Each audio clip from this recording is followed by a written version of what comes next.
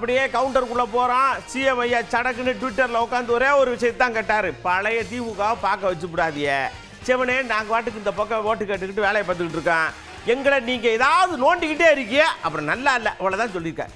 டீலிமிட்டேஷனுங்கிற பேரில் தனது லிமிட்டை தாண்டி பாஜக அரசு தமிழ்நாடு உள்ளிட்ட தென் மாநிலங்களை வஞ்சிக்குது. வட மாநிலங்களுக்கு அரசியல் வலிமையை மேலும் வாரி வழங்குற மாதிரியோ, தென் மாநிலங்கள் அரசியல் வலிமையை இழப்பது மாதிரியோ நடந்தால் தமிழ்நாடு பார்த்துக்கிட்டு சும்மா இருக்காது. ஒவ்வொரு குடும்பமும் தெருவுக்கு வந்து போராடும்னு சொல்லியிருந்தேன். யார் நல்லது சொன்னாலும் கேட்காத ஒன்றிய பாஜக அரசு இதையும் கேட்கிறார். சட்ட திருத்தம் கொண்டு வந்து நாடாளுமன்றத்தில் தமிழ்நாட்டின் குரலை ஒடுக்க பார்க்குறாங்க. நாளைக்கு கொண்டு வரப்போகிற சட்ட திருத்தத்தால் வட மாநிலத்துக்கும் தென் மாநிலங்களுக்குமான உறுப்பினர்கள் எண்ணிக்கை வேறுபடும். சும்மா பெயரளவுக்கு தமிழ்நாடு உள்ளிட்ட தென் மாநிலங்களுக்கு தொகுதி அதிகரிக்கணும்னு சொல்லிட்டு அவங்களுக்கு சாதகமான வட மாநிலங்களுக்கு மிக மிக கூடுதலாக தொகுதிகளை அதிகரித்து நம்ம தென் மாநிலங்களின் பிரதிநிதித்துவமே தேவை இல்லை என்ற நிலைமையை கொண்டு வர போகிறாங்க. இதைத்தான் எங்களுக்கு கிடைக்கப்படும் மாபெரும் அநீதி என சொல்கிறோம். மக்கள் தொகையை கட்டுப்படுத்தினதுக்காக தென் மாநிலங்களுக்கு தண்டனை இது? தேச நலனுக்காக, தேச வளர்ச்சிக்காக நாங்கள் துணை நின்னா எங்களுடைய அரசியல் உரிமையை பறிப்பீங்களா? இதை விட கொடுமை என்ன இருக்க முடியும்? அடுத்து இன்னொரு விஷயத்தையும் சொல்றாரு, தமிழ்நாடுக்கும் டெல்லிக்கு இடையில தான் போட்டின்னு நான் சொல்லிக்கிட்டு இருக்கேன், அதை இன்னும் உக்கிரமா சொல்ல வச்சுக்கூடாதீங்க. நாங்க எல்லா விதத்திலையும் உங்களுக்கு சப்போர்ட் பண்றோம்ல, வரி கொடுக்குறோம், எல்லாம் சரி, அது சரி, அது சரி, நீங்க கம்மியா கொடுத்தாலும் அரசாங்கத்துக்கு செய்ய வேண்டியது செய்யறோம், அப்புறம் ஏன் ரெண்டாம் தரமா எங்களை பாக்கிய அப்படியே பார்த்தா தப்புங்க, அப்புறம் நல்லா இல்லைங்க. பிரதமர் மோடி அவர்களே, தமிழர்களையும் தென் மாநில மக்களையும் இரண்டாம் தர குடிமக்களாக பார்க்குறீங்க. டெல்லி பாஜகவுக்கு தமிழர்கள் யாருன்னு காட்ட வேண்டிய நேரம் வந்துருச்சு. தமிழ்நாட்டின் குரல் வலையை நெருக்க நினைக்கும் ஒன்றிய பாஜக அரசுக்கு எதிராக தமிழ்நாட்டில் இருக்க ஒவ்வொரு குடும்பமும் தங்கள் எதிர்ப்பை தெரிவிக்க வேண்டிய நேரம் வந்தாச்சு. நாளைக்கு நாடாளுமன்றத்தில் அவங்க கொண்டு வர போகிற சட்ட திருத்தத்துக்கு எதிர்ப்பை காட்டுற மாதிரி தமிழ்நாட்டில் எல்லாரும் நம்ம வீட்டில் கருப்பு கொடியை ஏற்றுவோம். கருப்பு சட்டத்தை எதிர்த்து நம்ம எதிர்ப்பின் அடையாளமாக கருப்பு கொடியை ஏற்றுவோம். இந்தியாவை இருண்ட காலத்திற்கு அழைச்சிட்டு போகிற எதேச்சதிகார பாஜக அரசுக்கு எதிராக கருப்பு கொடி ஏற்றுவோம். இது தமிழ்நாட்டுக்கும் டெல்லிக்குமான தேர்தல் என நான் சொன்னதை பாஜக தொடர்ந்து நிரூபிக்குது. நான் சொன்னதோட உண்மையான அர்த்தத்தை பாஜகவே உணர்த்திடுச்சு. அவங்களுக்கு தமிழ்நாடு முன்னேறக்கூடாது, தமிழ்நாட்டை சார்ந்தவங்க குரல் கூட நாடாளுமன்றத்தில் ஒழிக்கக்கூடாது. அதுக்கான சதி திட்டத்தை சட்டமாகவே கொண்டு வராங்க. சதியை எப்படி சட்டமாக ஏற்க முடியும்? கருப்பு சட்டத்துக்கு எதிராக கருப்பு கொடி ஏற்றுவோம். ஒவ்வொரு வீட்டிலும் பொது இடங்களையும் ஏற்றுவோம். மீண்டும் எச்சரிக்கை செய்கிறேன், மக்கள் தொகை அடிப்படையில் தொகுதிகளை முடிவு செய்யக்கூடாது. கருப்பு சட்டத்தை நிறைவேற்றக்கூடாது. 8 கோடி தமிழர்களின் ஒற்றை கோரிக்கை இது. அரசியல் எல்லைகளை கடந்து தமிழ்நாட்டின் உரிமையை காக்க தமிழ்நாடே ஓங்கி ஒலிக்கட்டும். தமிழ்நாடு போராடும், தமிழ்நாடு வெல்லும், வெல்வோம் ஒன்றாக.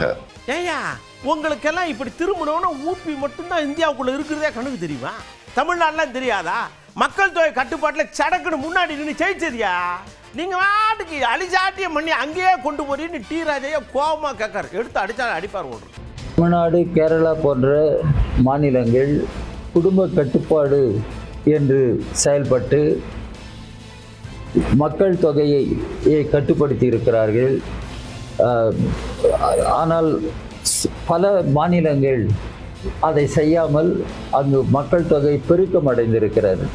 எனவே வெறுமனே மக்கள் தொகையை மட்டும் வைத்து மறுவரை செய்யப்படுமானால் சில மாநிலங்களுக்கு அது எண்ணிக்கையை கூட்டி தரும், சில மாநிலங்களுக்கு எண்ணிக்கையை கூட்டுவது கடினமாக இருக்கும், அல்லது அந்த எண்ணிக்கை அப்படியே கூட நீடிக்கலாம்.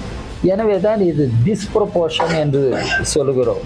இந்த டிஸ்ப்ரொபோர்ஷனால் இன்றைக்கு தமிழ்நாடு போன்ற மாநிலம் பாதிக்கப்படுவது சரியல்ல. அதை தான் முதலமைச்சர் சுட்டிக்காட்டுகிறார். சண்முக ஐயாவும் வந்தாரு. இந்த பாருங்க டி ராஜா ஐயா சொல்லியிருக்காருல, அதே மாதிரி முதலமைச்சர் ஐயா சொன்னாரு, பின்னாடி வரிசை கட்டி நின்று தன்னால என்ன வேணாலும் பண்ணி போடுவாமா. கோவத்தை கலப்பாதியா, ஏற்கனவே வெயில் ஓவரா இருக்குங்க. முதலமைச்சருடைய அந்த முன்மொழிவை மார்க்சிஸ்ட் கம்யூனிஸ்ட் கட்சியின் சார்பில் நேற்றே நான் வழிமொழிஞ்சிருக்கிறேன்.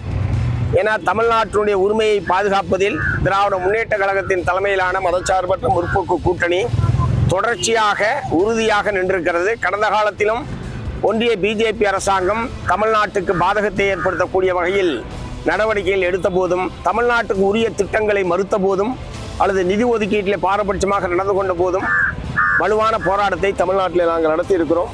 அதனுடைய ஒரு தொடர்ச்சி தான் இந்த தொகுதி மறுசீரமைப்பு என்கிற பெயரில் தமிழ்நாட்டுக்கு உரிய சதவீதத்தில் தொகுதி எண்ணிக்கை என்பது கிடைக்காது என்பதுதான் இப்போது அவர்கள் வெளியிட்டிருக்கக்கூடிய விவரங்களிலிருந்து தெரிய வருகிறது. ஆகவே இதர மாநிலங்களுக்கு உரிய சதவீதம் என்னவோ அதே அடிப்படையில் தமிழ்நாட்டுக்கும் அந்த சதவீதத்தில் தொகுதி மறுவரை என்பது செய்யப்பட வேண்டும்.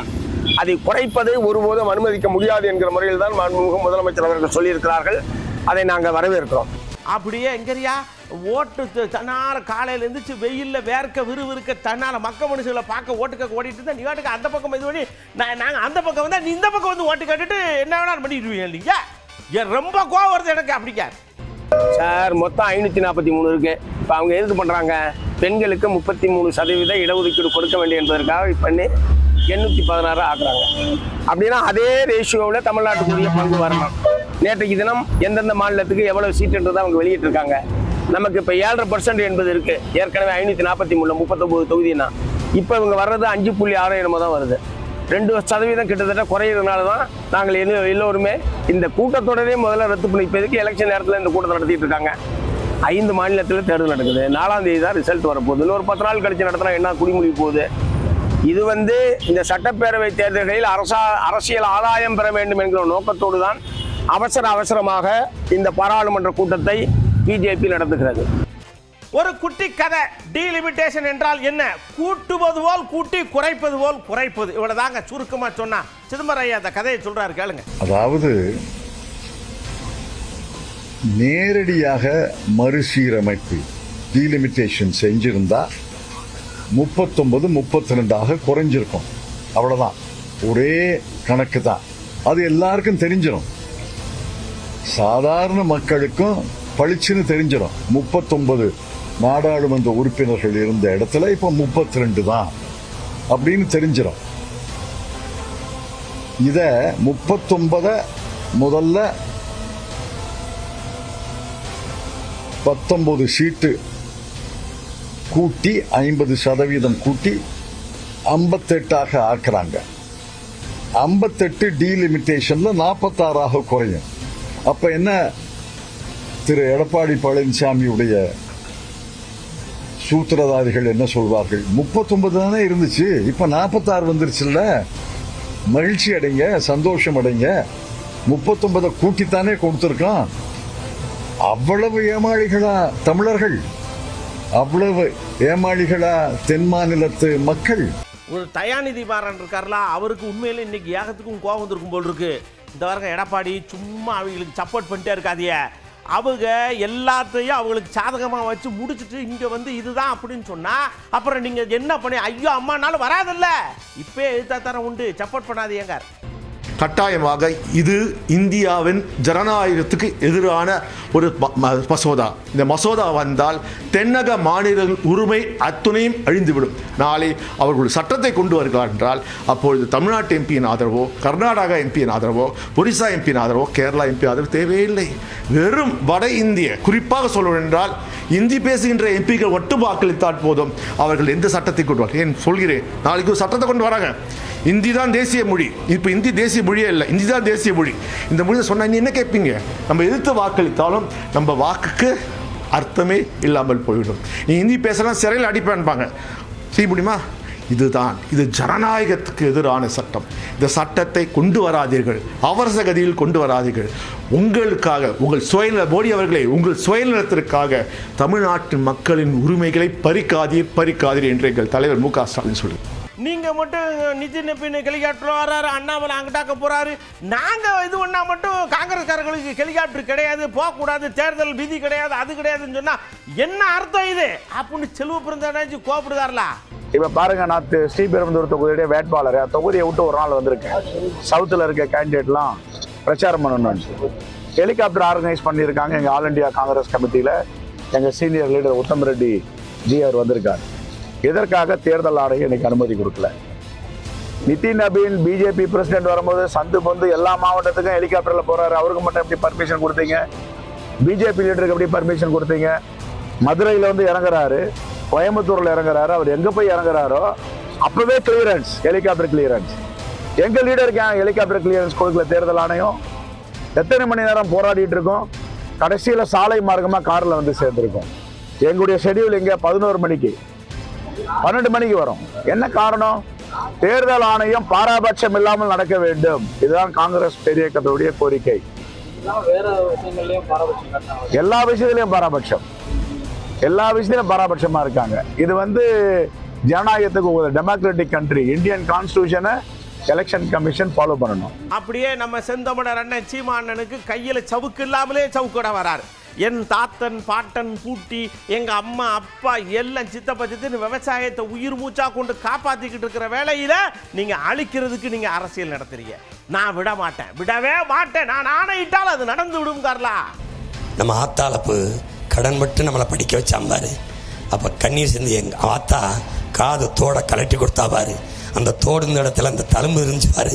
அதை பார்த்து கலங்கின பாரு மயன். இந்த துயரத்தை ஒழிக்கணும்னு அங்கேருந்து வந்தேன்.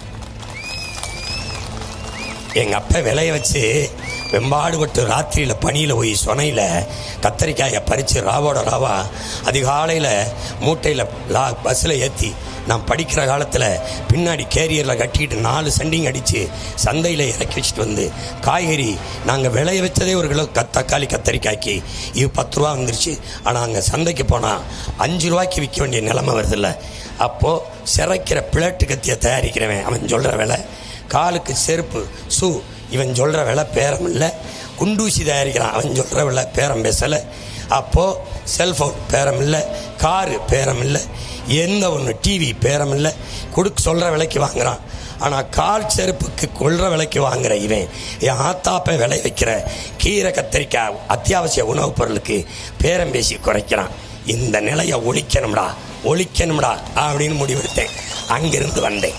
ஒரே ஒரு விஷயத்தை எப்போ வேணாலுமே அன்புமணி ஐயா டான் கண்டுபிடிச்சு கொடுப்பார்ல. அதாவது திமுக வந்து இது வரைக்கும் எதுவுமே கொடுத்தது இல்லை, மகளிர் உரிமையை கொடுக்கவே மாட்டாங்க. ஆனால் எடப்பாடி ஐயா வந்தார 10,000 ரூபா ரெடியாக கட்டு இருக்கு, நீங்கள் வந்தவரை உள்ள வச்சுட்டீங்கன்னா கட்டத்துக்கு கொடுத்துருவார்ல அப்படிங்கார்.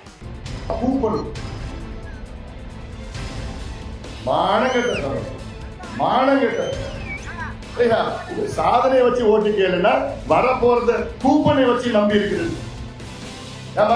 அந்த கூப்பன் பாத்தீங்கன்னா வெறும் பேப்பர், வெறும் காகிதம். அந்த 8,000 ரூபாய் கூப்பன் உனக்கு கிடைக்கணும்னா நீ திமுக கட்சிக்காரர்கிட்ட 3,000 ரூபாய் லஞ்சம் கொடுத்தாதான் கொடுக்கும், சும்மாலாம் கொடுக்க முடியும். அதுவும் அந்த கூப்பன் யாருக்கு கொடுப்பான் தெரியுமா? அவன் திமுக குடும்பத்துக்கு தான் கொடுப்பான். உங்களுக்கு வரவே வராது. ஆசை வார்த்தை காமிச்சு உங்களை ஏமாத்திடுவாங்க. ஆனால் எடப்பாடி பழனிசாமி அவர் என்ன சொல்லியிருக்காரு தெரியுமா? நான் வெற்றி பெற்றார் 10,000 ரூபாய் பணம் உங்க வங்கி கணக்குல உங்க பேர்ல நேரடியாக வரும். திமுக 8,000 ரூபாய் பேப்பர், அண்ணா திமுக 10,000 ரூபாய் பணம். அப்ப நீங்க முடிவு பண்ணி இவருக்கு பின்னாடியே தங்கமணி ஐயா வரார். அவருக்கு கேட்காரு பரப்புரை பக்கத்தில் வருஷம் வெயில் அடிக்கி தண்ணி இல்லை, நாங்கள் கஷ்டப்படுறோம். அப்போல்லாம் கொடுக்காம இந்த வருஷம் மட்டும் சடக்குன்னு 2,000 போட்டு 5,000 குடிக்கிய. ஏன் இதே முதலே கொடுத்தாட்டா ஏன் இப்போ எங்களை ஏமாத்துதிய அப்படின்னு கேட்காரு. கொடுக்கணும்னு கேட்காரா கொடுக்கலன்னு கேட்காரான்னு தெரியல. அவங்க நான் வந்தால் நாங்கள் 1,000 ரூபாய் கொடுத்து விட்டோம், வந்தது 2,000 ரூபாய் கொடுப்போம் என்று போய் சொல்வார்கள். ஏனென்றால் பாதி பேருக்கு தான் அதை கொடுத்து கொண்டு இருக்கின்றார்கள். எப்படி தேர்தல் வந்து 5,000 ரூபாய் போட்டாங்க, மக்களுக்கெல்லாம் புரியல எதுக்கு 5,000 ரூபாய் போட்டாங்கன்னு பார்த்தா பிப்ரவரி மாதம் 1,000 ரூபாய், மார்ச் மாதம் 1,000 ரூபாய், ஏப்ரல் மாதம் 1,000 ரூபாய் என்று 3 மாதம் 1,000 ரூபாய் வர வேண்டியது 3,000 ரூபாயும் ஸ்டாலின் அவர்களுக்கு இப்பதான் மக்களுக்கு இப்போ தெரிகின்றது.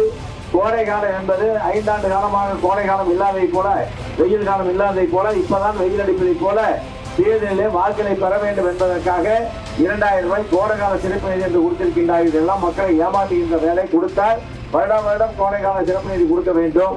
தேர்தலுக்கு மட்டும் கொடுத்து விட்டு மறுபடியும் அவங்க தேர்தல் வருகின்ற போது, நாடாளுமன்ற தேர்தல் வருகின்ற போதுதான் ஏதாவது கொடுப்பாங்க. இப்ப நாங்கள் 10,000 ரூபாய் சொல்லுகின்றோம், வந்ததே உங்கள் வங்கி கணக்குக்கு வந்துவிடும். ஆனால் திமுக என்ன சொல்கிறார்கள், நாங்கள் 10,000 ரூபாய் சொன்னதை பார்த்து 8,000 ரூபாய் கூப்பன் வழங்குகிறோம் என்று சொல்கிறார்கள். அதுபோல பல பகுதியில் திமுக காரரை டோக்கன் அடித்து கொடுப்பதாக நாங்கள் கேள்விப்பட்டோம்.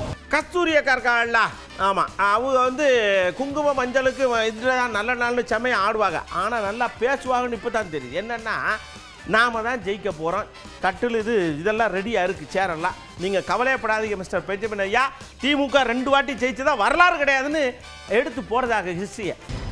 இந்த கடந்த 5 ஆண்டுகளில் மக்கள் வந்து ரொம்ப தெளிவாயிட்டாங்க. அவங்களுக்கு வந்து மறக்க முடியாத ஒரு பாடத்தை இந்த திமுக அரசு கற்றுக் கொடுத்து விட்டது. அதனால இப்போ எப்பவுமே வரலாற்றுல திமுக ஒரு தரம் வந்தா அதுக்கப்புறம் 2 தரம் வராது. இந்த மாட்டியும் வரலாறு ஒன்றும் மாற போறது இல்லை. அதுக்கு பதிலா அதிமுக தான் வரலாறு படைக்க போகிறது. மீண்டும் எடப்பாடியார் தலைமையில் தேசிய ஜனநாயக கூட்டணி ஆட்சி அமைய போகிறது. இதோ என்னோட சகோதரர் திரு பெஞ்சமின் அவர்களுக்காக நான் இன்னைக்கு மதுரவாயில்ல வீடு வீடா ஓட்டு சேகரிச்சிருக்கிறேன், பாயிண்ட்ல பேசி பிரச்சாரம் பண்ணியிருக்கிறேன். அந்த பிரச்சாரம் பண்ணும் பொழுதே அந்த பாசிட்டிவிட்டி நல்லா தெரியுது. மக்களுடைய ஏகோபித்த ஆதரவை அதிமுகவில் இரட்டை இலை சின்னத்தில் நிற்கும் பெஞ்சமின் அவர்கள் பெற்றிருக்கிறார் அப்படிங்கிறது உள்ளங்கை நல்லிக்கனியாகவே தெரிகிறது. In fact, entire Tamil Nadu, it's going to be a clean sweep for NDA Alliance and ADMK. எதுகை மோனையோட கௌதமி அக்காவும் அவ்வாட்டுக்கு அடிக்காக எம்ஜிஆர் ஐயா டக்கன்னு வெயிலில் மின்னிக்கிட்டே வருவாங்க, ரெட்டலைக்கு ஓட்டு கிடைக்கும். அம்மா அப்படியே சருன்னு வருவாங்க, அந்த முகத்துக்காக ரெட்டலை கிடைக்கும். எடப்பாடி ஐயா 4.5 வருஷம் கம்பா ஆட்சி பண்ணார். இப்போ நடக்கிறது பூரா 7.5. இனிமே உங்களுக்கு எல்லாம் விடிவு காலம் தான். போங்க. புரட்சி தலைவருடைய ஆட்சியாக இருந்தாலும், புரட்சி தலைவி அம்மாவின் ஆட்சியா இருந்தாலும், புரட்சி தமிழர் அண்ணன் எடப்பாடியாரு 4 ஆண்டு கால ஆட்சியா இருந்தாலும், இரட்டை இலை ஆட்சி எப்பவுமே மக்களுடைய நியாயமான நேர்மையான ஆட்சியா இருந்திருக்கு. உங்களுடைய ஒவ்வொரு தேவையும், ஒவ்வொரு கஷ்டத்தையும், ஒவ்வொரு ஆசையும் புரிஞ்சுக்கிட்டு அதுக்கான ஒரு தீர்வு கொடுக்கக்கூடிய ஒரு நியாயமான நேர்மையான ஆட்சியாக இருந்திருக்கு. இப்போ கடல்ல மூழ்கி கிடக்கிற தமிழ்நாட்டையும் உங்களுடைய வாழ்க்கையும் உங்க குடும்பமும் நீங்க வந்து மீட் எடுக்கணும்னா வேற வழி இல்லை. அம்மாவுடைய ஆட்சி திரும்ப தமிழ்நாட்டுக்கு நீங்க கொண்டு வரணும்.